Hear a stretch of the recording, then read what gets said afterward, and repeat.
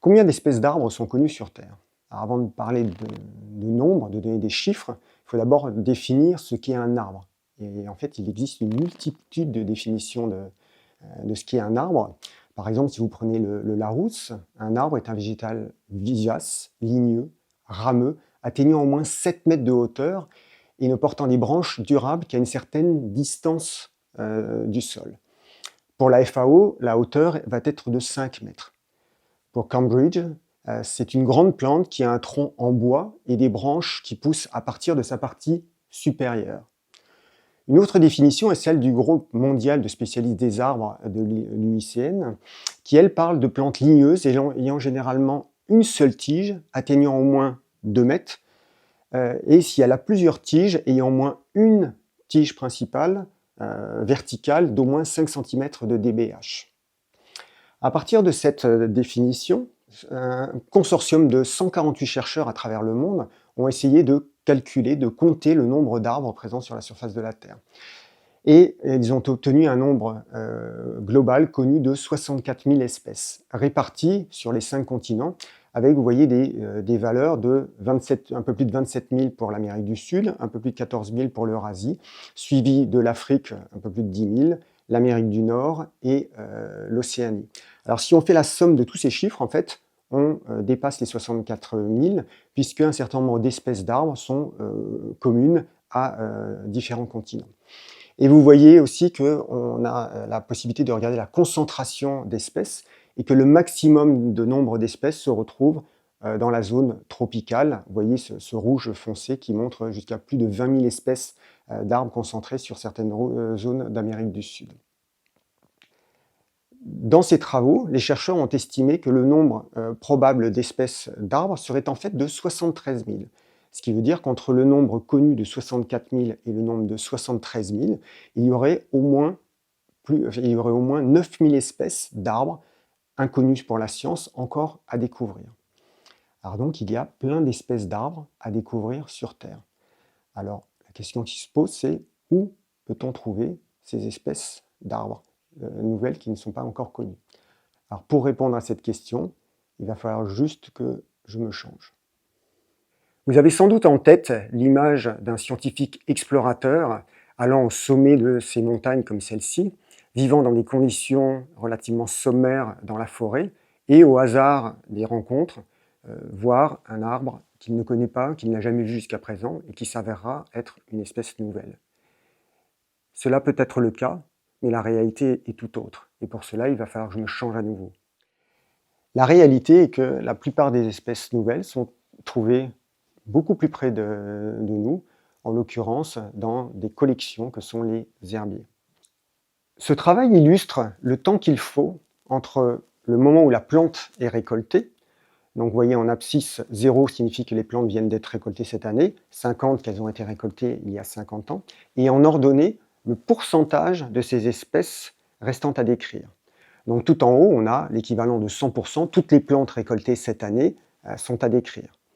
Ce graphique illustre que 50% des plantes devant être décrites le seront dans les 25 ans en moyenne, alors qu'un grand nombre de ces plantes, les autres 50%, vont mettre beaucoup plus de temps. Certaines vont nécessiter plus d'un siècle avant qu'un spécialiste se penche sur celles-ci, s'aperçoive que ce sont bien des espèces nouvelles et les décrive. Donc ce travail illustre qu'en fait que la moitié des espèces nouvelles à décrire sur Terre ont déjà été récoltées dans la nature, sont déjà dans des herbiers en attente que quelqu'un travaille dessus. Bon, maintenant que nous savons où découvrir de nouvelles espèces, reste à les décrire. Alors pourquoi décrire des espèces? En fait, nous avons besoin de nommer les espèces pour communiquer entre nous. On étudie, on ne protège que ce que l'on connaît, ce qui est nommé. À titre d'exemple, si l'on parle du sureau noir qui est comestible ou du sureau yèble qui est toxique, on a besoin de se transmettre les informations, on a besoin d'avoir des noms pour communiquer entre nous.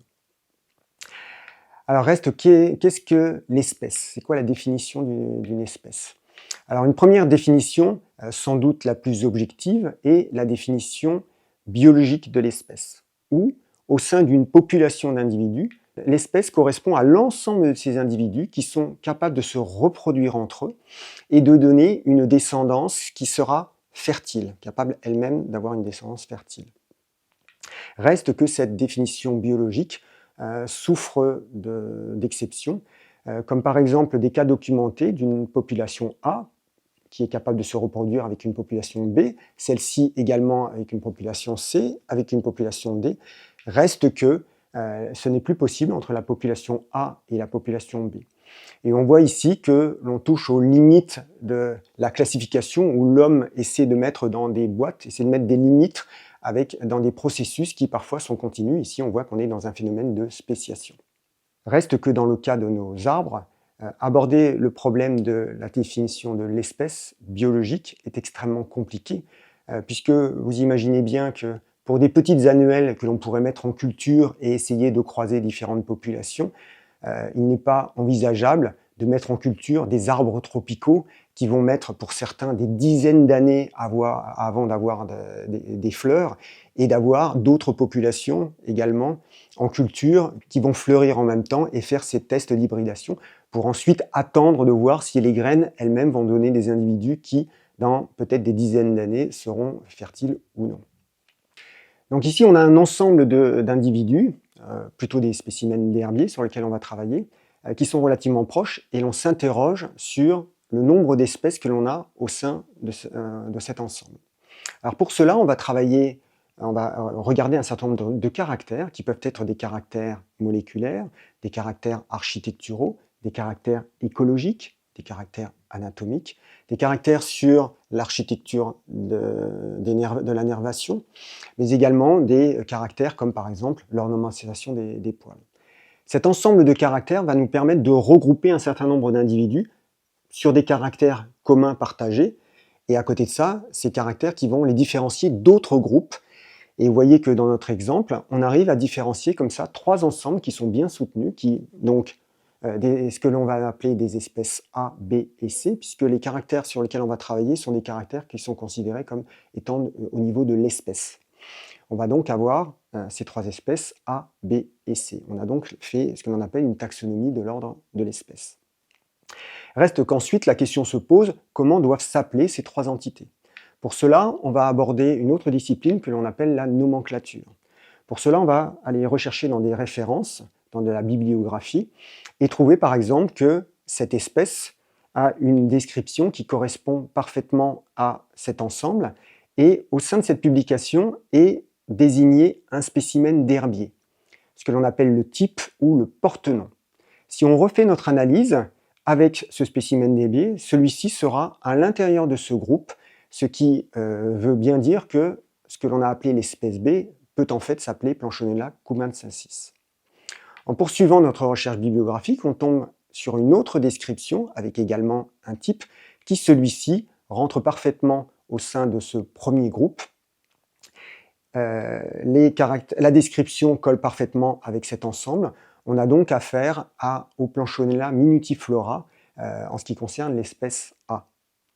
Reste que, malgré nos recherches en herbier et parfois le fait de trouver des spécimens supplémentaires que l'on n'avait pas identifiés jusqu'à présent, on se rend compte que l'on n'a aucune description qui colle bien avec cette espèce C, aucun spécimen type qui rentre dans cet ensemble. On a donc affaire à une espèce nouvelle qui va avoir besoin d'être décrite. Alors pour cela, à partir de cet ensemble de spécimens, on va donc réaliser une description qui va intégrer une certaine variabilité de l'espèce. L'ensemble de ces échantillons va nous permettre d'avoir une idée de la variabilité de la taille des feuilles, de la longueur du pétiole, de la taille des fruits. Donc on va donc réaliser une description que l'on appelle la diagnose en latin. On va lui choisir un nom et on va lui désigner, donc au sein de cet échantillonnage, on va prendre un individu que l'on va appeler le type, le porte-nom, qui sera donc lié à ce nom d'espèce. Cette description devra se faire en suivant des règles bien établies qui sont citées par le Code international de nomenclature botanique. Si l'on ne suit pas ces règles-là, le nom ne sera pas validé et sera rejeté par la communauté scientifique. Au moment de la publication, nous allons essayer de compléter notre description par une illustration scientifique qui permet de mettre en exergue un certain nombre de caractères qui sont pertinents. Et maintenant, nous avons la possibilité d'utiliser des photos de terrain, de publier un maximum de photos de terrain de façon à illustrer la plante sur le terrain la plante vivante.